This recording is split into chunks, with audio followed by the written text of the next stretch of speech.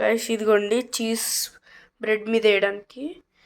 ఇది మొత్తం ఇందాక పెట్టిన మిక్చర్ పెట్టా కదా గైస్, ఇందాక ఐటమ్స్ అవన్నీ వేసి మిక్స్ చేసేసాం అనుకోండి. ఇంకా లైట్ స్టవ్ మీద పెట్టి వేడి చేసుకుంటే